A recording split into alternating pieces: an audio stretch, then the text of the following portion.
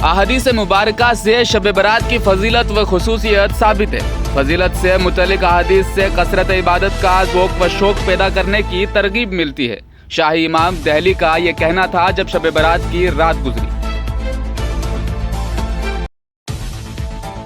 पंजाब के वजीर आला भगवंत मान ने सोशल साइट पर ट्वीट करते हुए ऐलान किया कि आज रियासत के नए काबीना का इंतखाब और हलफनामा होगा।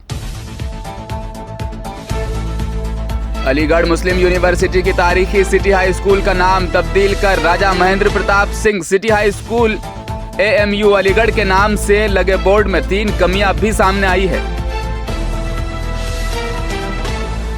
वजीर आजम नरेंद्र मोदी द कश्मीर फाइल्स के रिलीज होने के बाद 24 अप्रैल को पंचायती राज डे के मौका पर जम्मू और कश्मीर का दौरा करेंगे।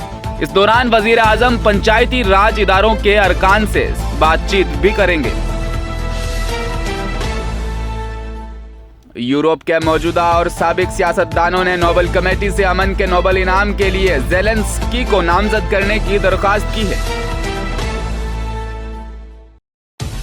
समाजवादी पार्टी के रुकन पार्लिमान और कद्दावर रहनुमा आजम खान के लड़के अब्दुल्ला आजम खान को हफ्ते की देर रात 8:50 पर करीब 23 महीने के बाद सीतापुर जेल से रिहा किया गया।